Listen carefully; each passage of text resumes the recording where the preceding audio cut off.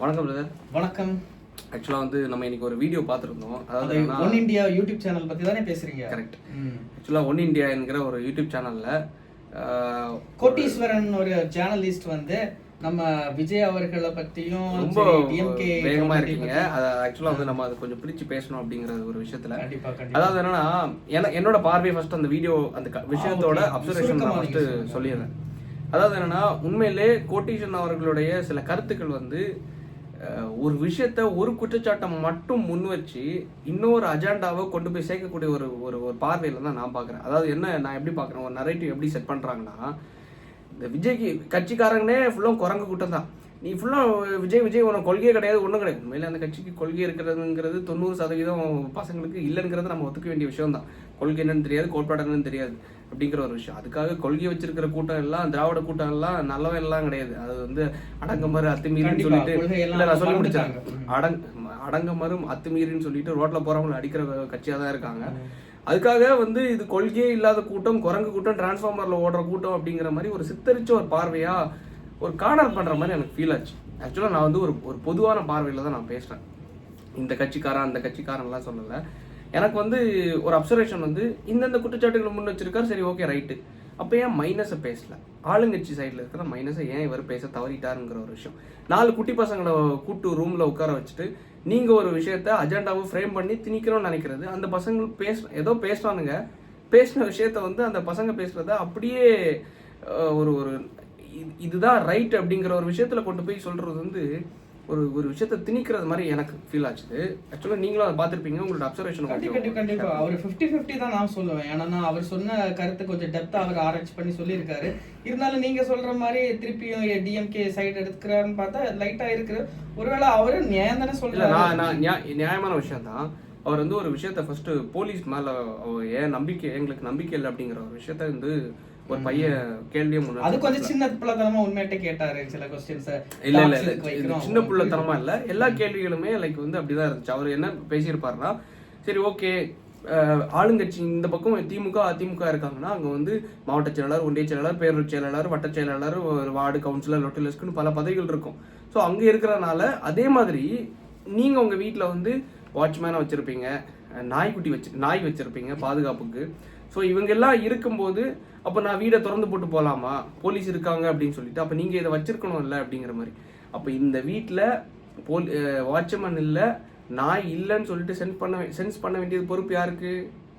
அந்த ரோந்து வரக்கூடிய போலீஸ்க்கு. கரெக்டா இருக்கலாம். இல்லை நான் இப்போ நம்ம ஊரில் நான் சொல்லி முடிச்சிடறேன். நம்ம ஊரே எடுத்துக்கலாம். நம்ம ஊரில் ஒரு வீடு இருக்கு, அந்த வீட்டில் நாயும் இல்லை, வாட்ச்மேனும் இல்லை, பூட்டி போட்டிருக்காங்க.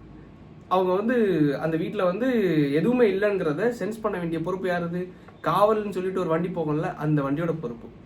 ஸோ அது ஏன்னா நாளை பின்ன ஏதாவது திருட்டு நடந்துருச்சுன்னா அது வந்து நம்மளுக்கு நம்ம தலையில தான் வரும் அப்படிங்கிற ஒரு விஷயத்த வந்து சென்ஸ் பண்ண வேண்டியது. ஸோ அதே மாதிரி இந்த கட்சியில ஒன்றிய செயலாளர் இல்லை, பேரூர் செயலாளர் இல்லை, வட்ட செயலாளர் இல்லை, எவனும் இல்லை. எல்லாமே நீங்க சொல்ற குரங்கு கூட்டம்னு வச்சுக்கோங்களேன். அப்போ அந்த இடத்துல சென்ஸ் பண்ணி மேன் பவரை கொடுக்க வேண்டிய இடத்துல யார் இருக்கா? காவல்துறை. அவர் அதுக்கு என்ன ஒரு விளக்கத்தை கொடுத்தாருன்னா, எனக்கே ரொம்ப வியப்பா இருந்துச்சு. உங்க வீட்டில் இருக்கிற ஒரு ரொம்ப சென்டிமெண்ட்டாக கொண்டு போய் டச் பண்ணாங்க. ஆக்சுவலாக என்னன்னா, உங்க வீட்டில் இருக்கிற ஒரு அண்ணனோ அப்பாவோ பையனோ யாராச்சும் பூட்ஸ் ஷூவை போட்டுட்டு இத்தனை மணி நேரம் வெயிலில் நின்னா உங்களால் ஏற்றுக்க முடியுமா? நீங்கள் ஒத்துப்பீங்களா அப்படின்னு. ஆக்சுவலாக வந்து அவருக்கு ஒரு விஷயம் புரியலை. ஒரு ஒரு செர்டைன் ஹவர்ஸ் ஆஃப் டியூட்டி வந்து போலீஸ்க்கு கொடுத்துருப்பாங்க, ஷிஃப்ட் பேஸ்டாக மாறும். ஆக்சுவலாக என்னன்னா, அவர் என்ன சொல்லியிருக்காருன்னா, காலைல 5 மணிக்கே வந்து நிற்கிறாங்க, நைட் வரைக்கும் நின்றுட்டு இருக்காங்க அப்படிங்கிற ஒரு சிம்பத்தியாக ஒரு விஷயத்த கொண்டு போய் சேர்க்க பார்க்குறாங்க. அதில் உண்மை என்னன்னா, ஒரு போலீஸ்க்கு ஷிஃப்ட் வந்து லைக் வந்து ஒரு எக்ஸாம்பிளுக்கு சொல்கிறேன், ஒரு 8 hours or 9 hours or 10 hours இருக்கும். அது வந்து ஷிஃப்ட் பேஸாக அவங்களுக்கு rotation 8 hours basic shifts. But நான் சொல்கிறேன் போலீஸ்க்கு 12 hours இருக்காங்க வைங்களா, அந்த ரொட்டேஷன் ஷிஃப்ட்டில் இருக்கும். அது வந்து விஜய்க்கு பாதுகாப்பு கொடுக்குறதா இருந்தாலும் சரிதான், ஒன்றுமே வராத இந்த இந்த இந்த வண்டிகள் போகும்ல பேட்ரோல்னு சொல்லிட்டு, இந்த சிஎம் போகிறாரு, மினிஸ்டர் போகிறாரு, பெரிய பெரிய முக்கியஸ்தர்கள் போகிறாங்க அப்படின்னு சொல்லிட்டு கான்வாய் இருக்கும்ல, அதுக்கு பல கிலோமீட்டர்ஸ்க்கு ஆயிரக்கணக்கான போலீஸை விடிய காத்தாலேருந்து மத்தியானம் நைட்டு வரைக்கும் வெயிலில் கூட நிற்க வச்சுருப்பாங்க. அங்கேயும் பூட்ஸ் தான் மாட்டியிருப்பாங்க, அங்கேயும் அதே காக்கி சட்டை தான், வெயிலில் தான் நின்றுட்டு இருப்பாங்க. ஸோ அவங்களுக்கு ஒரு பாரபட்சம், இவங்களுக்கு ஒரு பாரபட்சம். நீங்கள் பார்க்கக்கூடிய ஒரு விஷயத்த வந்து இந்த பசங்க கேட்க தவறிட்டாங்களா இல்லை வந்து இந்த கேள்வியை வச்சு முடிச்சு விட்டாங்களான்றது எனக்கு சந்தேகமாக இருந்துச்சு. காரணம் என்னன்னா ஒரு ஒரு ஒரு ஏன்னா மக்களுக்கு வந்து இந்த சட்டம் இது எப்படி நடந்துட்டு இருக்கு அது எதுவுமே மக்களுக்கு தெரியாத காரணத்தினால சென்டிமெண்ட்டாக ஒரு விஷயத்த கொண்டு போய் சேர்க்கணும். ஸோ சென்டிமெண்ட்டாக ஒரு விஷயத்த கொண்டு போய் சேர்க்கறதுக்கு இது மாதிரி ஷூவை போட்டு நின்னா ஒரு நாள் நிற்க முடியுமா, உன் வீட்டில் உள்ளவன்னா நீ ஏற்றுப்பியா? ஸோ அப்போ அவன் எவ்வளோ கஷ்டப்படுவான். சரி அவங்க என்ன ரோபோட்ஸா, அவங்க நின்று இந்த பெரிய கூட்டத்தை கட்டுப்படுத்துறதுக்கு அப்படிங்கிற ஒரு விஷயத்த கொண்டு போய் சேர்த்துட்டாங்க. அதை தாண்டி வந்து இன்னொரு விஷயத்த முன் வச்சுருந்தாங்க. ஈவன் நானும் ஒத்துக்கிறேன், நீங்களும் ஒத்துப்பீங்க. விஜய் லேட்டாக வந்துட்டாரு. அதை தாண்டி வந்து விஜய்க்கு மிஸ்மேனேஜ்மெண்ட் கூட்டத்தை கட்டுப்படுத்துறதுக்கு இது இல்லை. அதை தாண்டி வந்து தண்ணி பாட்டில் யாராச்சும் கேட்டாங்கன்னு இந்த பையன் என்ன சொல்லுவான், ஆதவர்ஜுனா அவர்கள் மேலேருந்து தண்ணி பாட்டில் கேட்டாங்கன்னு சொல்லிட்டு ஒரு பாட்டிலை தூக்கி கொடுப்பாங்களே, ஒரு பாட்டில் போதுமாயா இவ்வளோ கூட்டம் வரும்போது அப்படின்னு. அப்போது எங்கள் விஜயானால இவ்வளோ கொடுக்க முடியுமா அப்படின்னு. உண்மையில சொல்கிறேன், அப்படி கொடுக்க முடியாத சுச்சுவேஷனில், உன்னால் கட்டுப்படுத்த முடியாத சுச்சுவேஷனில் அந்த கூட்டத்தை கேன்சல் பண்ணுறதுக்கான அனைத்து ரைட்ஸும் யாருக்கு இருக்குது? போலீஸ்க்கு இருக்குது. இங்கே வந்து அதுக்கு முன்னாடி ஒரு சொல்கிறாரு, ஒரு இமேஜ் எல்லாம் டிவியில் போட்டு அதிமுகவோட கூட்டம். இந்த விஷயத்தில் மொத்தம் நான் கொஞ்சம் முரண்படுறேன். ஏன்னா நாமக்கல் கூட்டத்தில் கரூருக்கு முன்னால் நாமக்கல்ல என்ன விஜய் பேசுகிறாங்கன்னா, நாங்கள் கவர்மெண்ட் சொல்கிறதோ இல்லைனா போலீஸ் சொல்கிறதோ கேட்க மாட்டோம்னு சொல்கிறாரு. அப்படி பார்க்குற நேரம் போலீஸ் இதை கட் பண்ணா சொல்லியிருந்தாலும் அவர் கேட்டிருக்க மாட்டார் தான் நான் நினைக்கிறேன். அவருக்கு மக்கள் படையை காட்டி அவர் கொஞ்சம் ரோட் ஷோ பண்ணியிருப்பாரு. நான் என்ன சொல்கிறேன், அது முடிவோட தான் வந்து நானே விஜய்னு வச்சுக்கோங்களேன், இல்லை நீங்கள் விஜய்னு வச்சுக்கோங்க. நான் வந்து போலீஸ் சொன்னால் கேட்க மாட்டேன்னா அந்த இடத்துல லா அண்ட் ஆர்டர் இஷ்யூ வந்து என்னை கைது பண்ணுறதுக்கு அனைத்து ரைட்ஸும் போலீஸ்க்கு இருக்கு. பவன் கல்யாணே ஒரு இடத்துல வந்து தேட்டர்னு நினைக்கிறேன், தேட்டரில் முற்றுகை அல்லு அர்ஜுனா கைது பண்ணாங்கல்ல. அது யாரா இருந்தாலும் சரி, எய்தர் விஜய் ஆர் அஜித் கைது பண்ணதான் செய்வாங்க. இவங்க பெர்மிஷன் அவங்களுக்கு என்னன்னா விஜய் தரப்பினர் வந்து விஜய் சாமர்த்தியமோ இல்லையோ தெரியல, விஜய் தரப்பினர் சாமர்த்தியமா இருந்ததை நம்ம டிஎம்கே காரங்க கண்டிப்பா சாமர்த்தியமா அவங்க புரிஞ்சுக்கிட்டாங்க. விஜய் வந்து இப்ப கைது செய்யப்பட்டா அது ஒரு பெரிய சென்சிபிளான ஒரு விஷயம். விஜய் வந்து ஈஸியா வந்து அடிச்சுட்டு போயிட்டே இருப்பாரு. அதனால அவங்க சட்ட ஒழுங்க வந்து இதுல காப்பாத்துறது டிஎம்கே தான் காரணம். இல்ல ஆக்சுவலா வந்து நீங்க சொல்ற மாதிரி போலீஸ் ஒத்துழைக்கல, அதனால வந்து நான் போலீஸ் கட்டுப்பாட்டே மீறி நான் போவேன்னு ஒரு விஷயத்த அவர் நிலைப்பாடு எடுக்கல. காரணம் என்னன்னா சும்மா அடிச்சு விட்டாரு. அவர் நிலைப்பாடு எடுக்கல, பேச்சு தான் அவ்வளவுதான். அரசியல் பேச்சு இப்படிதானே பேச்சு அவ்வளவுதான். ஆனா காரணம் என்னன்னா அவங்க பெர்மிஷன் வாங்கிட்டு தான் வந்திருக்காங்க. கிட்டத்தட்ட 10 மணிலேருந்து நைட்டு 10 மணி வரைக்கும் கண்டிப்பா நீங்க சொன்ன மாதிரி இவ்வளவு கூட்டம் வர நேரம் கண்டிப்பா போலீஸ்காரங்க அதிகமா போட்டிருக்கணும். பட் தண்ணி கொடுக்கறது போலீஸ்காரங்க வேலை கிடையாது. இல்ல, தண்ணி கொடுக்கறது போலீஸ்காரங்களோட வேலை கிடையாது, அரசாங்கத்தோட வேலையும் கிடையாது. ஆனா அவங்களோட வேலை என்னன்னா, இங்க இந்த அளவுக்கு, அதாவது நான் என்ன சொல்றேன், பொது சொத்துன்னு ஒரு விஷயம் இருக்குல்ல. இப்ப நான் என் வீட்டுக்குள்ள தண்ணி இல்லாம செத்துடுறேன் அப்படிங்கிற ஒரு விஷயம் வந்து கவர்மெண்ட் அதை பார்க்க மாட்டாங்க. நம்ம வீட்டுல இருக்க அப்பா அம்மா எனக்கு நம்மளுக்கு சம்மந்தப்பட்ட ஒரு விஷயம், அது பிரைவேட் விஷயம், அது வந்து யாரும் கண்டுக்க மாட்டாங்க. ஆனால் ரோட்டில் நான் இருக்கும்போது தண்ணி இல்லாமல் நான் சாகுறேன். அதுக்காக தான் ரோட்டு சைடில் இந்த ஸ்டாலின் திட்டம் ஒன்று போட்டிருந்தாங்க. அதாவது என்னென்னா, நீங்கள் வந்து பட்டனை ப்ரெஸ் பண்ணால் தண்ணி கொடுக்கக்கூடிய வசதி, அதை தாண்டி வந்து அரசு மருத்துவமனைகள் நீங்கள் வந்து அணுகி மருத்துவமனைகளில் போய் அணுகி சிகிச்சை பெறுறதுக்கு, இது எல்லாமே பொதுமக்களுக்கு வந்து பொது உடைமையாக இருக்கிற சொத்துக்கள். ஸோ வந்து அந்த இடத்த சேதப்படுத்துறதுக்கோ பொதுமக்களுக்கு ஏதாவது சேதம் நடந்துச்சுன்னா அதை கண்டிக்கிற இடத்துலையும் கட்டுப்படுத்துகிற இடத்துல யார் இருக்காங்கன்னா போலீஸ் அதிகாரிகளும் சட்ட ஒழுங்கு காவல்துறை. நம்ம முதலமைச்சருக்கு கீழே நேரடி கண்காணிப்புல இருக்கிற கட்டுப்பாட்டுல இருக்கிற காவல்துறை தான் அதை கண்காணிக்கணும். சொல்றேன், தொடர்ந்து எல்லா கூட்டத்திலையும் விஜயோட கூட்டத்துல மயக்கம் அடைஞ்சு விழுறாங்க. ஸோ அதை தாண்டி வந்து தண்ணி இல்லை, மேனேஜ்மெண்ட் இல்லை அப்படிங்கிற ஒரு விஷயத்த கண்டிப்பா உளவுத்துறை அவங்க வந்து சென்ஸ் பண்ணியிருக்கணும். அதை சென்ஸ் பண்ண தவறி அந்த கூட்ட விட்டு அழகு பார்த்தது அப்ப யாரு? அந்த விஷயத்த சொல்ல தவறிட்டாரு. அது வந்து நம்ம கோட்டீஸ்வரன் கூட இததான் எக்ஸ்பிளைன் பண்றாரு. சரி, விஜய் தரப்பினர் வந்து பேசலாம், சரி எங்க தரப்புல வந்து பாதி வந்து நாங்க தப்பு பண்ணிட்டோம்னு சொல்லலாம். ஆனா நீங்க என்ன சொல்றீங்க, எல்லாமே நீங்க தான் காரணம், எல்லாமே கவர்மெண்ட் தான் காரணம், எல்லாமே காவல்துறை தான் காரணம், இது கூட எங்களுக்கு தெரியாது, இதுவும் போலீஸ் தான் அரேஞ்ச் பண்ணணும், தண்ணி கூட போலீஸ் தான் அரேஞ்ச் பண்ணணும். நான் என்ன சொல்றேன் தெரியுமா? எப்படி சார்? அதாவது இவங்க எப்படி சென்டிமெண்டா ஒரு விஷயத்த கொண்டு போய் சேர்க்கிறாங்களோ அது மாதிரி வந்து தமிழக வெற்றி கழகத்தை ஒரு விஷயத்த சொல்றாங்க. அதாவது என்னன்னா, நான் அந்த வீடியோ கூட முரண்படுறேன். அதாவது வந்து விஜய் அவர்கள் வந்து ஒரு விஷயத்த சொல்லியிருப்பாரு. அதாவது வந்து சிஎம் சார் என்ன பழி வாங்கணும்னா என்ன பழி வாங்கிக்கோங்க, நான் வீட்லயோ இல்லை ஆஃபீஸ்ல இருப்பேன், நீங்க மக்களை தொடாதீங்க அப்படிங்கிற விஷயத்த பதிவு பண்ணிருக்கேன். நான் சொல்றேன் ஏதோ ஒரு விஷயம் கன்வே பண்ணி அது ஒரு அரசியல், அவங்களோட ஃபார்ம் ஆஃப் வே ஆஃப் அரசியல்னு வச்சுக்கோங்களேன், ஏதோ ஒன்று. ஸோ வந்து அப்படி இருக்கிற பட்சத்தில் இந்த பக்கம் அங்கே ஒரு ஸ்ட்ராட்டஜி பண்ணி தான் வராங்க, அவங்க வந்து ஒரு சினிமா மோகத்தில் தான் வராங்க. ஏதோ ஒரு விஷயத்த கணிக்கக்கூடிய இடத்துல யார் இருக்கா? எண்ட் ஆஃப் த டே எல்லாமே பார்க்க வேண்டிய இடத்துல யார் இருக்காங்கன்னா உளவுத்துறைன்னு ஒரு விஷயம் இருக்குது, ஒரு டிபார்ட்மெண்ட் இருக்குது. அந்த உளவுத்துறையோட வேலை என்னன்னா, இவன் வந்து ஆல்ரெடி பல கூட்டங்களில் இங்கே தண்ணி இல்லை, அதை தாண்டி இந்த ரோடு வந்து ஒரு குறுகிய ரோடு வேலுச்சாமிபுரம்ங்கிறது, அந்த இடத்துல கூட்டம் அளவுக்கு அதிகமாக வரப்போகுது. ஸோ வரப்போகிற காரணத்தினால அங்கே தண்ணி வசதி இவங்க ஏற்பாடு பண்ணலை. ஸோ அப்படிங்கிற பட்சத்தில் உடனே இந்த கூட்டத்தை கேன்சல் பண்ணுறதுக்கான அனைத்து அதிகாரங்களும் காவல்துறைக்கு இருக்குது. அதை ஏன் பண்ணல? நீங்கள் சொன்னீங்கல்ல, காவல்துறைக்கு தண்ணி கொடுக்குற வேலை கிடையாது, காவல்துறைக்கு சாப்பாடு கொடுக்குற வேலை கிடையாது, அரசாங்கத்தோட வேலை கிடையாது. சரி, கண்டிப்பா இந்த விஷயத்துல காவல்துறை கண்டிப்பா தப்பு பண்ணிருக்கு நீங்க சொல்ற மாதிரி. ஆனா வந்து விஜய் அவர்கள் பரமாத்மா அவர் ஏன் ஒத்துக்கல? அவருக்கு சைட்ல அவருக்கு தெரியல இவ்வளவு அதிகமா கூட்டம் வருது, செத்து போயிருவாங்களே இவ்வளவு வந்தா, அந்த மக்களுக்கு மேல இவ்வளவு விஜய் இறங்கி பேசிருக்கணுமே, ஏதாவது கேன்சல் பண்ணிடலாம் சொல்லிருக்கணுமே, மக்களை கொஞ்சம் புரிஞ்சு போங்க சப்போர்ட் பண்ணுங்க சொல்லிருக்கணுமே.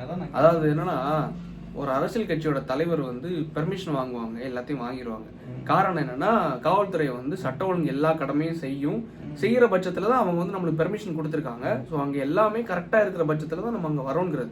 ஆனா ஒரு விஷயம், எல்லா அரசியல்வாதியை தாண்டி நீங்க வந்து தமிழக வெற்றி கழகத்தை சார்ந்த நபர்கள் வந்து என்ன தப்பா நினைச்சுக்கிட்டாலும் பரவாயில்ல, திட்டினாலும் பரவாயில்ல, எல்லா அரசியல்வாதிகளை தாண்டி இப்ப ஏற்பட்ட ஒரு கூட்டத்துல பஸ்ஸில் வந்து அந்த லைட் ஆஃப் பண்ணி ஆன் பண்றது, அதை தாண்டி வந்து அந்த இடத்துல வந்து, ஏன்னா காரணம் என்னன்னா, ஒரு விஷயத்த நானே மனசார சொல்றேன், இந்த இடத்துல இங்க பஸ் வந்துட்டு இருக்குன்னா இங்க வந்து கூட்டம், இங்கேயும் கூட்டம் இருக்கு, இங்கேயும் கூட்டம் இருக்கு, ஃபுல்லும் கூட்டம் இருக்கு. ஸோ இங்க பார்க்கணும்னு நினைக்கிற மக்களுக்கு வந்து லைட் ஆஃப் பண்ணிட்டாங்க, ஓகேவா? ஸோ இந்த பஸ் வந்து இங்க வரும்போது இங்க லைட் ஆஃப் பண்ணனால விஜய் அவர்களை பார்க்கறதுக்காக அந்த கூட்ட மக்கள் வந்து அப்படி இங்க நடந்து வராங்க. ஸோ கூட்டம் அப்படியே அலையும் போகுது. ஸோ அந்த இடத்துல குறுகிய இடமா இருக்கிறதுனால ரொம்ப கன்ஜஸ்டட் ஆகி தான் கடைசியில் வந்து கட்டுப்படுத்த முடியாத அளவுக்கு போகுது. ஆமா, அவராவது முக்கியமாக காரணமா இருந்திருக்கிறாரு. இல்ல விளையாண்டுருக்காரு. அது என்னன்னா, சின்ன பிள்ளைங்க கிட்ட நம்ம விளையாடுவோம்ல, லைட்டை ஆஃப் பண்ணி ஆன் பண்ணி விளையாடி இருக்காரு டெஃபினட்டா. ஸோ அப்படி சிரிச்சுட்டு ஒரு லுக்கோட கன்வே பண்ற ஒரு விஷயம் அப்படி இருக்குல்ல. அந்த விளையாட்டு விபரீதமான ஒரு முறையில போய் முடிஞ்சிருக்குங்கிற ஒரு விஷயத்த அவங்க சென்ஸ் பண்ணி வருங்காலத்துல திருத்தியே ஆகணும். தமிழக வெற்றி கழகத்தை சார்ந்த இளைஞர்கள்கிட்ட நான் ஒரு விஷயத்த தான் சொல்றேன், நீங்க வந்து ரசிகர்களா இருக்கிறத தாண்டி கொள்கைவாதிகளா மாறணும். அதுக்காக இவங்க வந்து இந்த பக்கம் இருக்கிறவங்க கொள்கை குண்டுகள்லாம் கிடையாது. அட்லீஸ்ட் ஒழுக்கம்னு ஒரு விஷயம் இருக்கு. நம்ம ஒரு கட்சி நடத்துறாங்கன்னா, ஒரு பொதுக்கூட்டம் நடத்துறாங்கன்னா, அந்த பொதுக்கூட்டத்துல நம்ம வந்து கர்ப்பிணி பெண்கள் வராங்க, சின்ன குழந்தைங்களை கூட்டு வராங்கன்னா அதை எப்படி நம்ம வந்து கட்டுப்படுத்தணும் அப்படிங்கிறது வந்து பொறுப்புல இருக்கவங்க. பொறுப்புனா என்ன தெரியுமா? நான் வந்து இதை வந்து பொறுப்பாக எடுத்துக்கிறேன், பொறுப்படுத்தி இந்த வேலையை செய்கிறேன். ஒன்றிய செயலாளர்னா அந்த ஒன்றியத்துக்குள்ளே இருக்கிற வரக்கூடிய அனைத்து நபர்களும் மக்களையும் நான் பார்த்துக்கிறேன். மாவட்ட செயலாளருக்குன்னா என் கீழே இருக்கிற இத்தனை ஒன்றியங்கள் இருக்குது, அந்த ஒன்றிய செயலாளர் எல்லாரையும் நான் ஒரு எப்படி சொல்கிறது, ஒன்றிணைக்கிற வேலையில் மாவட்ட செயலாளர் இருக்கார், அதுக்கு கீழே பேரூர் செயலாளர் இருக்கார். இவங்க எல்லாருமே பொறுப்பு. நம்ம வந்து ஏதோ ஒரு ஆர்வக்கோளரில் எனக்கு பொறுப்பு கிடைச்சிருச்சு, தமிழக வெற்றி கழகத்துல நான் பொறுப்புல இருக்கேன், ஒன்றிய செயலாளர் இருக்கேன், மாவட்ட செயலாளர் இருக்கேன் அப்படின்னு சொல்லிட்டு என்னன்னு தெரியாம அதான் அந்த பொறுப்புங்கிற ஒரு விஷயத்த வந்து நீங்க மிஸ்யூஸ் பண்ணிடாதீங்க. ஸோ அந்த பொறுப்புங்கிற ஒவ்வொரு விஷயத்துக்கான அருமை என்னன்னு தெரிஞ்சுக்கோங்க. ரெண்டாவது இன்னொரு விஷயம் என்னன்னா, அந்த ஒவ்வொரு நபர்களும் அந்த ஒரு ஒரு கூட்டம் நடக்கும்போது திமுகல திருவிழா மாதிரி நடத்துவாங்க. ஒரு மாவட்ட செயலாளரா, ஒன்றிய செயலாளரா, வட்ட செயலாளரா, ஸோ அப்படிங்கிற ஒரு விஷயத்த வந்து நீங்க உள் வாங்கிக்கோங்க. அவன் வந்து மாவட்ட செயலாளர்னா அவன் ராஜா மாதிரி ஒரு பொறுப்பு, அந்த கட்சியோட பொறுப்பு. எதிர வந்து ஏடிஎம்கேவும் இருக்கலாம், டிஎம்கேவும் இருக்கலாம். ஸோ அப்படிங்கிற ஒரு விஷயத்துல வந்து அந்த ஒரு விஷயத்தையும் நீங்க நாளைக்கு ஆட்சி அமைக்க போறோம்னு உள்ள ஒரு கொள்கை, ஒரு நோக்கத்துல தான் நீங்க இருக்கீங்க. ஸோ இங்க இருக்கிற மாவட்ட செயலாளர், ஒன்றிய செயலாளர் இப்படி இருந்துட்டீங்கன்னா, பொதுச் செயலாளர் இப்படி தலைமறைவா இருக்காங்கன்னா, அதை தாண்டி நேற்றுக்கு ஒரு நியூஸ் பார்த்துருந்தேன், நீங்க பாத்தீங்களான்னு எனக்கு தெரியல. அதாவது என்னன்னா, கரூர்ல நீதிமன்ற காவல்ல இருந்து காவல் இனிமே கொடுக்கப்பட மாட்டாது அப்படிங்கிற மாதிரி ஒரு ஜட்ஜ்மெண்ட் வந்துச்சு. வந்த உடனே என்ன பண்ணிட்டாங்க, இனிப்பு வழங்கி எல்லாருக்கும் மத்தியிலும் கொண்டாடினாங்க. இந்த பக்கம் 41 மக்கள் வந்து குடும்பங்கள் வந்து துயரத்துல இருக்கு. ஏது கட்சி இல்லை, நீங்க நியூஸ் பார்க்கலன்னு நினைக்கிறேன். அதாவது தமிழக வெற்றி கழகத்துல வந்து என்ன பண்ணியிருந்தாங்க, நீதிமன்ற காவல் வந்து கொடுத்துருந்தாங்க. சர்டன் பீரியட் வந்து கோர்ட்டோட கஸ்டடியில் எடுத்து விசாரணைக்காக எடுத்திருப்பாங்க. ஸோ விசாரணை வந்து இனிமேல் நீட்டிக்கிறதுக்கு தேவையில்லை அப்படிங்கிற பட்சத்தில் வந்து அந்த விசாரணை கேன்சல் பண்ணி வெளில வந்தாங்க. ஸோ அதுக்காக வந்து எல்லாருக்குமே என்னன்னா ஸ்வீட்ஸ்ல லட்டு கொடுத்தாங்க. அதாவது என்னன்னா இங்க ஒரு முதல்ல வந்து காத்துட்டு இருக்கு. என்னன்னா எப்படா இவன் சிக்குவா இவனை வச்சு செய்யலாம் அப்படின்னு. நீங்க லட்டு மாதிரி ஒவ்வொரு பிரச்சனையும் இந்த பக்கம் எடுத்து கொடுக்கும்போது அது எப்படின்னா உங்களை வச்சு கலாய்ச்சிட்டு இருக்காங்க. அதாவது உண்மையிலே நான் வந்து தமிழக வெற்றி கழகத்தை சார்ந்த நபர் கிடையாது. ஆரம்பத்தில் நான் அந்த கட்சியில இருந்தேன். ஆனால் அதுக்கப்புறம் எனக்கே ஒரு விஷயம் என்ன ஃபீல் ஆயிடுச்சுன்னா, இது வந்து நம்ம வந்து ஒரு பயாஸ்டா போயிருவோமோ, எல்லா விஷயத்தையும் நம்ம எடுத்து சொல்ல முடியாத ஒரு கட்டாயத்துல போயிருவோம் அப்படிங்கிற ஒரு கட்டமைப்பை தாண்டி நம்மளால தன்னிச்சையா ஒரு முடிவெடுக்க முடியல. சிலர் வந்து நீ ஏன் அப்படி போட்ட, நீ ஏன் கட்சியில இருக்க குறைய சொன்ன அப்படிங்கிற மாதிரி. அதாவது நான் உங்களை விமர்சனம் பண்றேன்னு நினைக்காதீங்க. கட்சி வளரணும்னா கொள்கையை தாண்டி ஒழுக்கம்னு ஒரு விஷயம் இருக்கு. ஒழுக்கம் வந்துச்சுன்னா ஆட்டோமேட்டிக்கா கொள்கை வந்துடும். ஸோ அப்படிங்கிற ஒரு விஷயத்த உள்வாங்கியே ஆகணும். சில தவறுகளை திருத்தியே ஆகணும். இதே மாதிரி தான் அந்த விஷயத்துல வந்தோம்னா இந்த சம்பவம் முடிஞ்ச உடனே இவங்க ஆயுத பூஜை கொண்டாடி இருக்காங்க. கரெக்ட். அந்த ஆயுத பூஜை கொண்டாடின டைம்ல அது விஜய் அவர்கள் பண்ணலன்னு வச்சுக்கோங்க. ஆனா வந்து அந்த கட்சிக்காரங்க அந்த கொண்டாடின ஒரு விஷயத்த ஒரு நபர் CK அருண் நினைக்கிறேன், அவர் வந்து என்ன பண்ணியிருந்தாரு, தமிழக வெற்றி கழகத்துல இருந்து உள்ள நபர் தான், கோயம்புத்தூர் ரீஜன் நினைக்கிறேன், திருச்சின்னு நினைக்கிறேன். ஆக்சுவலா என்ன பேசியிருந்தாருன்னா, நீங்க எப்படி ஒரு பொறுப்பற்ற நிலைமையில அங்க வந்து 41 குடும்பங்கள் வந்து இழந்து நிக்கிறாங்க. நீங்க வந்து இந்நேரம் உங்களோட கட்சி கொடிகள்லாம் அரகம்பத்துல பறந்துருக்கணும், துக்கம் அனுசரிச்சிருக்கணும், அவங்களுக்கு மெழுகுத்திரி ஏந்திரி மாலை நீங்க போட்டிருக்கணும். இந்த அளவுக்கு நீங்க பண்ண வேண்டிய இடத்துல அது ரொம்ப ஷார்ட் டைம்ல வந்து ஆயுத பூஜை வந்துருது. ஆயுத பூஜை நீங்க கொண்டாடிட்டு இருக்கீங்க அப்படின்னு. அவருக்கு மக்கள் என்ன எப்படி இருக்கும், மற்றவங்களுக்கு எல்லாம் இந்த ஆயுதத்தை வச்சுதான்டா மக்களை கொண்டாங்க. இல்ல அதான் இதெல்லாம் நீங்க லட்டு மாதிரி எடுத்து கொடுக்குறீங்க. இந்த மாதிரி விஷயத்துல திருத்திக்கணும். அதாவது வந்து இந்த பாருங்களேன், அதாவது நான் சொல்றேன், அதாவது அந்த அந்த அந்த அந்த ஒன் இண்டியா மீட்டிங்ல 4 சின்ன பசங்களை, எதுக்கு சின்ன பசங்களை, இதே மாதிரி திமுகவில் 4 சின்ன பசங்களை கூப்பிட்டு வச்சு இந்த மாதிரி நான் ஏதோ கருத்து சொல்றேன்னு பேர்ல இந்த மாதிரி பண்ண முடியுமா? இல்லை அதிமுகவில் பண்ண முடியுமா? பிஜேபியில் பண்ண முடியுமா? காரணம் என்னன்னா அந்த கட்சி இந்த மாதிரி தான், கொள்கை இல்லாத ஒரு கூட்டம். உண்மையிலேயே அதுதான். ஆனா திருத்திக்கணும், வர காலங்கள்ல தான் திருத்திக்கணும். ஆமா, செதுக்கிக்கணும். எல்லா கட்சியுமே அப்படிதான் செதுக்கிக்கிறாங்க. கண்டிப்பா. அப்படின்னா தான் அவங்களுக்கு முன்னேற முடியும். ஏதோ விதிவிலக்கெல்லாம் கிடையாது. அப்படி இருக்கிற பட்சத்துல இந்த மாதிரி போர்ட்ரேட் பண்ண முடியும். அதான் ரசிகர்கள் இருக்கிறதுனால தான் அவங்க சொல்றாங்க. நீங்க சொல்ற நேரமே நீங்க எதுக்கு குறைய சொல்றீங்க? அதை நிறைய ஆக்குனா தானே உங்க கட்சி முன்னே சொல்லும். ஆக்சுவலா இன்னொரு விஷயம் என்னன்னா, அதுல ஒரு பொண்ணு அழகா கேள்வி கேட்டிருப்பாங்க. அது வந்து, சார் நீங்க வந்து ஆரம்பத்திலேயே விஜய் அவர்கள் வந்து இந்த மாதிரி ரோட் ஷோ வராரு, கேம்பெயின் வராரு, எல்லாம் இருந்துச்சு. ஆனால் வந்து மதுரை மீட்டிங் நினைக்கிறேன், ஒரு இடத்துல வந்து பவுன்சர் வந்து ஒரு பையனை தூக்கி அப்படியே வீசி காட்சி உண்மையிலே ரொம்ப கொடூரமான அரசியல்வாதி மாதிரி போர்ட்ரே ஆயிட்டு. உண்மையிலே டெஃபினட்டா என்னன்னா, விஜய் அவர்களுக்கு மேல தமிழ்நாட்டு மக்கள் முழுக்க அவங்க இவ்வளவு பாசம் வச்சிருக்கனால அது வெளியே பாசம்ங்கிற ஒரு விஷயம். நான் உதாரணத்தை சொல்றேன். என்ன பாசம்னா, ஒரு அம்மா வந்து பையனை இழந்து நிக்கிறாங்க. அவங்க என்ன சொன்னாங்க தெரியுமா? அவர் வந்து வராதீங்கன்னு சொன்னாரு, கர்ப்பிணி பெண்கள் வர வேண்டாம்னு சொன்னாங்க, நாங்க தான் போகணும், எங்க மேலதான் தப்பு இருக்கு அப்படின்னு. யார் சொல்றா? கூட்டத்துக்கு போயிட்டு வந்தவங்க கிடையாது, கூட்டத்துக்கு போயிட்டு தன் பையனை இழந்த ஒரு தாய் சொல்றாங்க. இதெல்லாம் பாக்குற நேரம் தான் அந்த ரொம்ப கோவம் நமக்கே வருது. இல்ல அது என்னன்னா, ஒரு பக்கம் தமிழக மக்களுக்கு வேற மாற்று சக்தி வேணும்ங்கிற ஒரு தேவையில இருக்காங்க. திமுக வேண்டாம் அப்படி. ஸோ மாற்று சக்தி வேணும்னு வரும்போது, சரி எங்க விஜய் அண்ணன் வராங்க அப்படிங்கிற ஒரு ஒரு மாயான ஒரு விம்போன்னு வச்சுக்கோங்களேன். அவர் வராரு அப்படின்னு. அவர் நல்லவரா கெட்டவரா, அவரோட கொள்கை என்ன எதுவுமே தெரியாது. ஸ்வைப் அப் பண்ணணும், அவ்வளவுதான். ஸோ அதுக்காக நானும் சொல்றேன், அப்படிங்கிற ஒரு கண்ணோட்டத்துல எல்லாரும் இருக்கும்போது அந்த கண்ணோட்டத்தை கொஞ்சம் திருத்திக்கணும்ங்கிற. ஆமா, விஜய் அவர்கள் இப்ப சொல்றாரு, எனக்கு வந்து தமிழ் தேசியமும் திராவிடமும் இரு கண்கள். சரி, இது முழுமையா நீங்க ஏத்துக்காண்டா. இதுல ரெண்டத்திலயும் உள்ள நல்ல விஷயத்தை ஏத்துக்கலாம். அதே உங்களை கொள்கையை வச்சிருக்கலாம்ல, ரெண்டத்துல உள்ள நல்ல விஷயங்களை அந்த கொள்கையை நீங்க டெவலப் பண்ணலாம். அதான் மக்களுக்கும் உதவுமே. என்னோட ஒரு பார்வை என்னன்னா, தமிழ் தேசியம் ஒரு கண்ணு, திராவிடம் ஒரு கண்ணுங்கிற ஒரு விஷயம் எதுக்காக ரெண்டுமே வெவ்வேறு திசைகள். அது எதுக்காகனா, நாம் தமிழர் கட்சியோட வாக்காளர்களை இந்த பக்கம் இழுக்கிறதுக்கான ஒரு ஸ்டேட்மெண்ட் தான். ஸோ அதனால வந்து தமிழ்நாட்டு மக்களுக்கு எப்படி பார்த்தாலும் இந்த கொள்கை தேவைப்படும். ஸோ அதாவது என்னன்னா, நாம் தமிழர் கட்சியோட அந்த வாக்காளர்கள் இருக்காங்கல்ல, அவங்கள வந்து ஈர்க்கிறதுக்கான ஒரு ஸ்ட்ராட்டஜி தான் இந்த ஸ்ட்ராட்டஜி, தமிழ் தேசியம் திராவிடம்ங்கிற ஒரு விஷயம். ஸோ அதனால வந்து ஸ்ட்ராட்டஜி பண்றீங்க, அந்த ஒரு ரசிகர்கள் வேவ் இருக்கு, எல்லாம் ஓகே. அந்த விஷயத்துல கூட பவுன்சரை தூக்கி போட்ட ஒரு விஷயம் இருக்கு. நம்ம வந்து பல டாபிக்ஸ் விவாதம் விரிவா பேசணும் டைம்ல அது டைவர்ட் ஆகுது. நான் என்ன சொல்றேன், தூக்கி போட்ட ஒரு விஷயம் இருக்குல்ல, உண்மையிலேயே பவுன்சர் சம்பளத்துக்காக துபாயில இருந்து வரான். அவனுக்கு வந்து இந்த ஒரு சென்ஸே கிடையாது. அவன் ஜஸ்ட் அவனோட வேலை என்னன்னா இந்த மாதிரி அவரை அணுக விடக்கூடாது அப்படிங்கிறது. ஆனா இந்த இடத்துல சோம்பிஸ் மாதிரி அணுகல அப்படிங்கறது அது வந்து ஒரு சினிமா வெறி. ஆனா அந்த இடத்துல வந்து விஜய் அவர்கள் என்ன பண்ணிருக்கணும் தெரியுமா?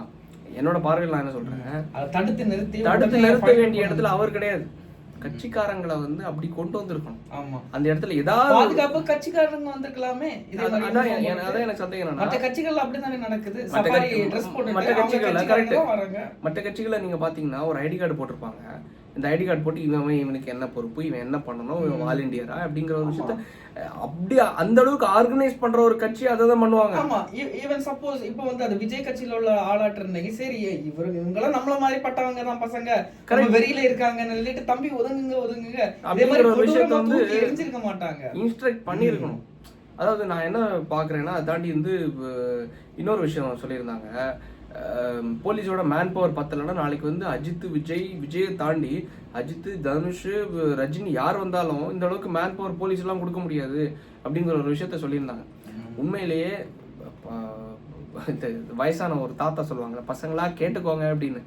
இந்த அதே மாதிரி அதாவது என்னன்னா, நீங்க ஒரு விஷயத்த புரிஞ்சுக்கோங்க, இவங்க வந்து ஒரு விஷயத்த உங்களை திசை திருப்ப பாக்குறாங்க.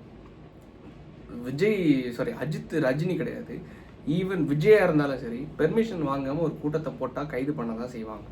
ரஜினி அவர்கள் நாளைக்கு வரும்போது இது மாதிரி கூட்டம் வந்துச்சுன்னா பெர்மிஷன் வாங்கிட்டாருன்னா கைது பண்ண மாட்டாங்க. அது ஒழுங்கு பண்ண வேண்டிய இடத்துல காவல்துறை இருக்காங்க. இன்கேஸ் அதையும் பண்ண முடியாத பட்சத்தில் அந்த கூட்டத்தை கேன்சல் பண்ணிடுவாங்க. ஏன்னா வந்து ஆப்வியஸாக நாளன்னைக்கு பல நாட்கள் இருக்கு, நீங்கள் எப்போனாலும் கேம்பெயின் வச்சுக்கோங்க சார், இந்த இடம் it's not eligible for your campaign அப்படிங்கிற ஒரு விஷயத்த மென்ஷன் பண்ணி இன்னொரு கூட்டத்தை நீங்கள் சூஸ் பண்ணிக்கோங்க, இன்னொரு இடத்த சூஸ் பண்ணிக்கோங்கிற ஒரு ஆப்ஷன் தான் கொடுப்பாங்க. அப்படிங்கிற ஒரு விஷயத்துல வந்து என்னென்ன விதத்துல வந்து நீங்க வந்து அந்த ஒரு மாணவ செல்வங்கள் ஃப்ரெண்ட்ல இருக்காங்கல்ல, அந்த ஒரு கார்னர் பண்ணி அவங்க மூலமா ஒரு விஷயத்த திணிக்கணும்ன்ற ஒரு விஷயம் இருக்குல்ல. அவர் வந்து உண்மையாட்டே அவருக்கு முன்னோடியாட்டு சவுக்கு சங்கர் அவர் இருக்காரு, அவர் தான் இதெல்லாம் சொல்லி கொடுத்து. இல்ல நான் என்ன சொல்றேன், சவுக்கு சங்கர் அவர்களோ யாரா இருந்தாலும் சரி, ஏன்னா சவுக்கு நீங்க பாத்தீங்கன்னா கம்ப்ளீட்டா அவங்க முன்னால இருக்கிறவங்களுக்கு நல்லாவே தெரியும். இல்ல இதுக்கு முன்னாடி தெரியும். இல்ல இதுக்கு முன்னாடி உள்ள எலெக்ஷன்ல வந்து டிஎம்கேக்கு ஃபேவரா பேசிட்டு இருந்தாரு. இப்போ உள்ள எலெக்ஷனுக்கு ஏடிஎம்கே, பிஜேபி, இந்த என்டிஎஃப் கூட்டணிக்கு ஃபேவரா பேசிட்டு இருக்காரு. காரணம் வந்து சவுக் சங்கர் அவர்களோட விஷயம் என்னன்னா, இந்த ஆட்சி தவறு நடக்குது சுட்டி காட்டி திமுக இருக்கக்கூடாது, அதிமுக ஆட்சியை பிடிக்கணும், அதுக்கு தாவேக்காவோட கூட்டணி வேணுங்கிற விஷயத்த புரிஞ்சுக்கிட்டு அவர் பேசுறாரு. அதே தாண்டி நாளைக்கு ஆட்சி மாற்றம் அமைஞ்சிருச்சுன்னு வைங்களேன், அந்த ஆட்சியில நடக்கிற குறைகளை சொல்லி திருப்பி இந்த பக்கம் டிஎம்கே வரும்போது திமுக வர்றதுக்கான பேசக்கூடிய நபர் ஆப்வியஸா. ஆமா, கண்டிப்பா டிஎம்கே கூட்டிட்டு கொண்டு வந்ததே அவர்தான். அவருடைய உழைப்பால தான் அது மிகப்பெரிய ஒரு சாத்தியமாச்சு. ஏன்னா யங்ஸ்டர்ஸ் வட்டாரம். ஸோ அப்படி இருக்கிற பட்சத்துல அவரையும் குறை சொல்ல வரும்ல, ஆனா கோட்டீஸ்வரன் அவர்களுடைய விஷயத்துல நம்ம முன்னாடி அவரை அப்படி அமைஞ்சிருது. என்னன்னா ஒவ்வொரு எலெக்ஷன்ஸுக்கும் அந்த இந்த கவர்மெண்ட்ல திருப்பி அடுத்த 5 வருஷம் எடுக்க போற நேரம் அவங்க ரொம்ப கொடூரமாகிறாங்க. இல்ல ஆக்சுவலா என்னன்னா, இந்த மாதிரி கண்டிப்பா நல்லா இருக்கும். இல்ல ஆக்சுவலா இந்த மாதிரி நபர்கள் இல்லாம இருந்தா கூட நல்லா இருக்காது. காரணம் என்னன்னா, யங்ஸ்டர்ஸோட இந்த பார்வையாளர்கள் என்ன பண்ணலாம், யாருக்கு ஓட்டு போடலாம் அப்படிங்கிற ஒரு பார்வையில இருக்கும்போது சவுக் சங்கர் இந்த மாதிரிப்பட்ட நபர்கள் அதை தாண்டி நம்ம இப்ப இன்ஸ்டாகிராம்ல பேசிட்டு இருக்கோம். என்னதான் அவங்க கருத்துக்களை ஏத்துக்காட்டாலும் அவங்க நிறைய இன்ஃபர்மேஷன்ஸ் நமக்கு அதான் சொல்றேன், அந்த இன்ஃபர்மேஷன் நம்மளுக்கு கன்வே பண்றாங்க. இல்ல நம்ம என்னென்ன மீடியால பேசுறோம், இப்போ நம்ம இன்ஸ்டாகிராம்ல பேசுறோம், சோஷியல் மீடியா பிளாட்ஃபார்ம் யூடியூப்ல பேசுறோம், ட்விட்டர்ல பேசுறோம், இது மாதிரி பேசும்போது மக்கள் அதை உள்வாங்கி ஓகே இந்த விஷயங்கள் இருக்கு அப்படிங்கிற ஒரு விஷயத்தை அவங்க தேர்ந்தெடுப்பாங்க. நம்ம வந்து திணிக்க வேண்டிய அவசியம் இல்லை. ஆனா அது எண்ட் ஆஃப் தி டே யாருக்கு நம்ம எல்லாரும் சொல்லக்கூடிய விஷயம் எதுவோ அந்த நரேட்டிவ் எப்படி போய் செட் ஆகுதுன்னா டிஎம்கே இருக்கக்கூடாது. காரணம் உண்மையிலே என்னன்னா, ஒரு ஆட்சி 2வது வாட்டி கண்டினியூ ஆகும்போது ஆணவம் ஆதங்கம்னு ஒண்ணு வந்து அவங்களை எகெயின்ஸ்டா பேசினாங்களோ அவங்க எல்லாரும் தூக்கி உள்ள தூக்கி வச்சிருவாங்க. அதனாலதான் அந்த ஆதங்கத்துலதான் எல்லாரும் பேசுறது. இவங்க பேசுறது காரணம் என்னன்னா, எனக்கு எதிராக யாருமே இல்லை. அது வந்து அதிமுகவுக்கு என்னன்னா, நாங்க 234 தொகுதியில 200+ வெல்வோம் அப்படிங்கிற ஒரு ஆணவத்துல இருக்காங்க. அது என்ன மைண்ட் செட்னா, எனக்கு ஆப்போசிட்டா யாரும் இல்ல, 10 தோல்வி பழனி, அவங்க ஒரு 14 கட்சி கூட்டணியோட சேர்ந்த பிறகு கூட அந்த ஆணவம்.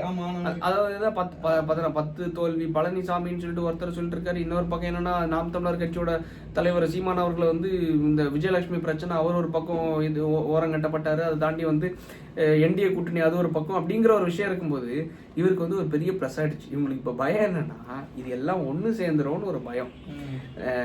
தமிழக வெற்றி கழகம், ஏடிஎம்கே, பிஜேபி இதெல்லாம் ஒன்று சேர்ந்துருன்னா ஈஸியாக அதை ஸ்வீப் பண்ணிடும் அப்படி ஒரு பயத்துல தான் இவங்க வந்து இது மாதிரி ஸ்ட்ராட்டஜி டீம் வச்சு அழகா பண்ணிட்டு இருக்காங்க.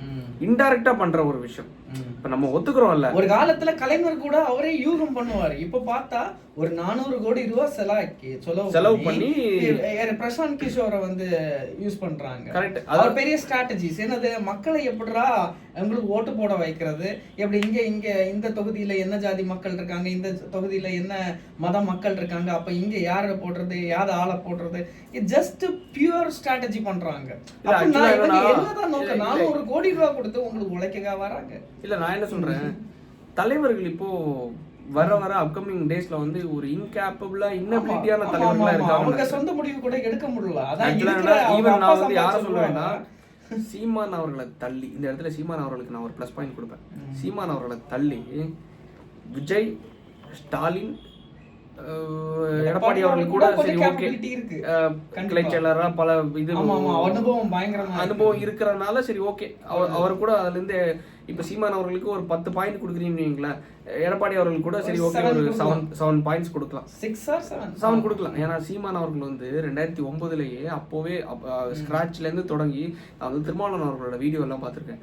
ஸ்பீச்ல பேசிட்டு இருக்கும்போது கீழே இருந்து ஒருத்தர் பார்த்து கேட்டுட்டு இருப்பார், யாரா இது நம்மளால எங்கேயோ பார்த்த மாதிரி இருக்கேன்னு பார்த்தா சீமான் அவர்கள் பல துயரங்கள் நீங்க பார்க்கலாம். அரசியல் கட்சி நடத்துறது சாதாரண விஷயம் கிடையாது.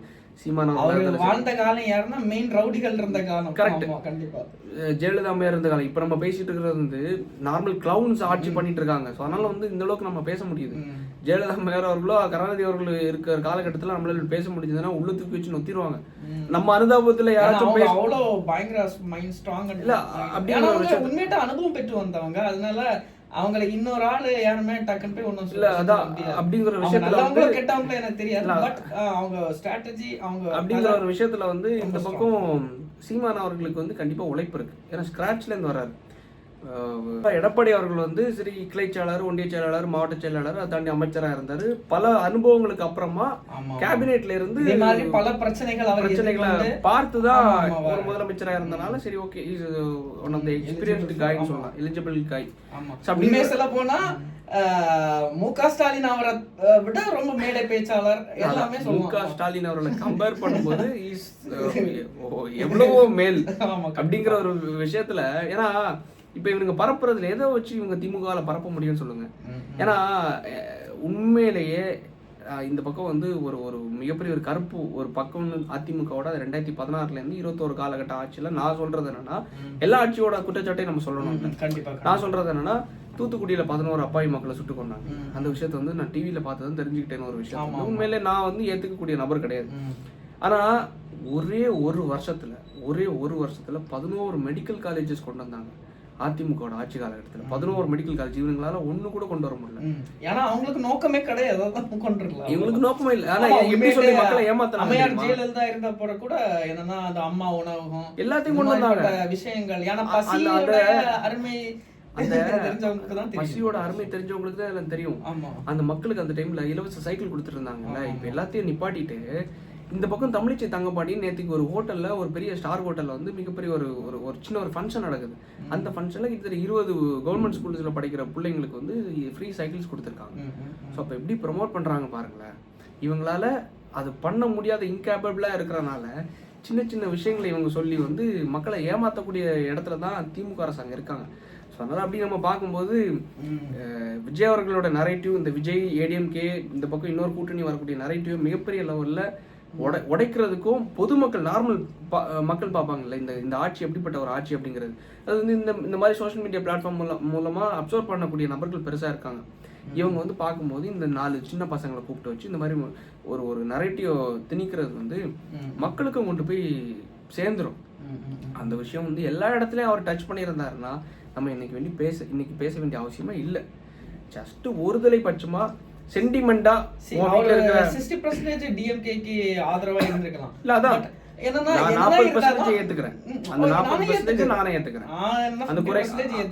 அந்த குறைகளை நான் ஏத்துக்கிறேன், அவர் சொன்ன குறைகள். ஆனா சென்டிமெண்டா பூட்ஸ் போட்டா எப்படியா நிப்பான் உன் வீட்டுல பண்ணி நீ வந்து 60,000 80,000 சம்பளம் வாங்குறது எதுக்கு? இந்த மாதிரி வேலை பார்க்குறது கான்ஸ்டபிளோட வேலை என்ன, இது ஹெட் கான்ஸ்டபிளோட வேலை என்ன, ஏட்டையோட வேலை என்ன, தாண்டி சப் இன்ஸ்பெக்டரோட வேலை என்ன, ஒருத்தனோட வேலை என்ன, ஒருத்தனுக்கு என்ன வண்டி கொடுத்துருக்கான், துப்பாக்கி தூக்குறது வேலை கொடுத்துருக்காங்களா, துப்பாக்கி துடைக்கிறதுக்கு வேலை கொடுத்துருக்காங்களா, ஒவ்வொருத்தவங்களும் ஒவ்வொரு ரோல். ஸோ அப்படி இருக்கிற பட்சத்தில் நீ வந்து அவனை இந்த மாதிரி அவன் பூட்ஸ் போட்டு நிற்பானா அப்படிங்கிற ஒரு விஷயம் சொல்கிறது வந்து கண்டிப்பாக இந்த விஷயத்துல எல்லாம் நம்ம கொஞ்சம் மாறுபடணும். ஏன்னா மக்களுக்கு இந்த விஷயம் தெரியல, அவங்களோட டியூட்டி என்ன, அவங்களுக்கு என்ன அளவுக்கு மேன் பவர் கொடுக்கணும். சிஎம்மோட கான்வாய் போகும்போது 1000 போலீஸ் போட்டிருப்பாங்க. நீங்கள் பார்த்துருக்கீங்களா? இப்போ ஒரு ரவுடி ஒருத்தங்க லைக் வந்து டெத் ஆயிட்டாங்க. அந்த விஷயத்துக்கு கிட்டத்தட்ட ஒட்டுமொத்தமாக ஆயிரக்கணக்கான போலீஸ் வந்து இறக்கியிருந்தாங்க. எந்த விஷயத்துல நான் ஏன் போலீஸ்காரங்களுக்கு லைட்டா ஒரு சப்போர்ட் ஏன் பண்றேன்னா, நான் ஒரு சின்ன ஒரு இது இருக்கு எனக்கு. என்னன்னா விஜய் கட்சியினர் 2ஆம் கட்ட தலைவர்கள் எல்லாம் அந்த பிரச்சனை நேரம் ஓடிட்டாங்க. விஜய் அவர்கள் சரி தலைவர், அவர் அங்க நின்று பிரச்சனை ஆகும்னு சொல்லிக்கலாம். பட் இந்த ஹாஸ்பிட்டலுக்கு கொண்டு போற விஷயங்கள் இதுல ஓடிட்டாங்க. போலீஸ்காரங்க நின்று நான் சொல்றேன் இல்ல இவங்க தவறிட்டாங்க. ஆளுங்கட்சி எப்படா சிக்குவான்னு அவங்க பார்த்துட்டு இருந்தா, அதனால இந்த பக்கம் எல்லாரும் ஒண்ணு சேர்ந்துட்டாங்க. ஸோ கிரெடிட்ஸ் யாருக்கு போயிடுச்சு? ஆளுங்கட்சிக்கும் அங்க உள்ள போலீஸ்க்கும் போயிடுச்சு. ஸோ அதனாலதான் இவங்க யாருமே அங்க தொடாம அவங்களுக்காக பேசுறவங்க எல்லாமே இவங்க கிட்ட இருக்கிற குறைய மட்டுமே வச்சு பேசுறாங்க. நான் என்ன சொல்றேன், பொதுமக்கள் என்ன சொல்றாங்க, இந்த குறைய நாங்க ஏத்துக்க ரெடி, இங்க இருக்கிற குறைய நீ ஏன் சொல்ல மறுக்கிற, இங்கதான் மிகப்பெரிய ஒரு குறை இருக்கு, இந்த குறை வந்து ஃபர்ஸ்டே கேன்சல் பண்ணியிருந்தாங்கன்னா இந்த குறைய நம்ம பேச வேண்டிய அவசியமே இல்லை. ஆனா ஒரு விஷயத்த சொல்றேன், இந்த 41 மரணங்கள் மூலமா தான் இவங்க இந்த படிப்பை கத்துக்கணுமான்னு எனக்கு கவலையா இருக்கு.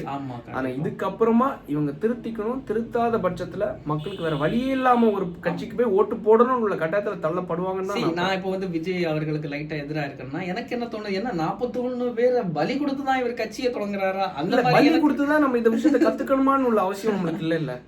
41 உயிர்கள், சின்ன பச்சிலம் குழந்தைகள், அவங்க வீட்டுக்கு தான் அந்த கஷ்டம். கண்டிப்பா இப்போ அசால்ட்டா பேசுறவங்களுக்கு ஒண்ணும் தெரியும். நம்ம அழகா வந்து உட்கார்ல ஒரு ஆபீஸ்ல உட்காந்து நம்ம பேசலாம்.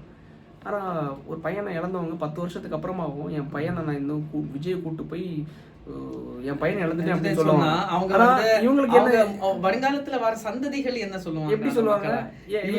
ஒரு பாட்டி வந்து உனக்கு வந்து ஒரு தம்பின்னு ஒருத்தன் இருந்தா, அந்த தம்பி வந்து உங்க அம்மா வந்து இந்த மாதிரி கூட்டு போய் சாகடிச்சாங்க சொல்லுவாங்க. எவ்வளவு கவலையா இருக்கும். இந்த கட்சிக்காரங்களுக்கோட ஹிஸ்டரி எப்படி தெரியுமா இருக்கும்? 10 வருஷத்துக்கு முன்னாடி ஒரு 41 பேர் இறந்தாங்க, அதுல இருந்து நாங்க கொஞ்சம் தக்கம் வச்சுட்டோம் எங்களை. இந்த விஷயத்துலதான் கத்துக்கணும் ஒரு முறை. இதுதான் ஆதங்கம் தான் எனக்கு இருக்கு. நீங்க புரிஞ்சிக்க வேண்டிய நபர்கள் புரிஞ்சுப்பாங்க. நான் வந்து இல்லை திட்டணும்னு உள்ள நபர்களும் கண்மூடித்தனமாக திட்டிக்கோங்க, எனக்கு பிரச்சனை இல்லை. எப்போவுமே அரசியலை பொறுத்த மட்டும் குறைகளையும் சொல்லணும், நிறைகளையும் சொல்லணும். குறைகளை சொல்கிறதுக்கு காரணம்னா நீங்கள் அதை நிறைய ஆக்கணுங்கிறதுக்காக தான். ஸோ அதனால் வந்து வருங்காலங்களில் நல்ல ஒரு ஒரு ஒரு நல்லாட்சி அமைகிறதுக்கான ஒரு நல்ல எதிர்கட்சி அமையணும் நான் நம்புறேன். நல்ல ஒரு கூட்டணி அமையணும் நம்புறேன். சிபிஐ விசாரணையும் நடந்துட்டு இருக்கு. சிபிஐ விசாரணையும் நல்ல ஒரு விதத்துல அந்த விசாரணை வந்து சிறப்பா உண்மையா நடக்கணும்னு நாங்க அமையணும் நாங்க நம்புறோம். நம்ம எல்லாரும் எதிர்பார்க்கறதா மக்கள் முதல்ல எல்லாரும். அதை தாண்டி வந்து இந்த மாதிரி நரேட்டிவ் செட் பண்ணி நீங்க பாக்குற ஒவ்வொரு வீடியோஸ்லயும் 2 சைடும் நீங்க யோசிச்சுக்கோங்க. பிளஸ் அண்ட் மைனஸ் அவங்க சொல்றாங்கிறது சொல்லாத பட்சத்துல நம்ம சொல்ல வேண்டிய இடத்துல இருக்கும். ஆமா, பட் இந்த எண் நம்ம தான் மக்கள், நம்ம தான் அவங்க ஸ்ட்ராட்டஜில இருந்து பாதிக்கப்பட போறோம். அதனால நீங்க 2 சைடுமே பார்க்க வேண்டும். 2 சைடும் நீங்க 2 சைடும் 4 சைடும் 8 சைடும் எல்லா சைடும் பார்த்தாக வேண்டும். பார்க்கலன்னா அதுக்கு அடுத்து நடுவில் வர லாரி சீமானந்தன் சொன்ன மாதிரி அடிச்சுட்டு சாகடிக்க தான் படுவோம். நான் என்ன சேர்த்தா சொல்றேன், நம்மளும் மக்கள் தான், தமிழ்நாட்டில் தான் வாழ்ந்துருக்கோம். நம்ம எதிர்காலத்துக்கு வேண்டி தான் அரசியல்லையும் பேசணும். அப்படி இருக்கிற பட்சத்துல எல்லாம் நல்லதே நடக்கும். எல்லாத்தையும் கொஞ்சம் 2 சைடும் பார்த்து ஒரு ஆராய்ச்சி பண்ணி தேர்ந்தெடுங்க நம்மளுடைய நல்லாட்சி. நன்றி, வணக்கம்.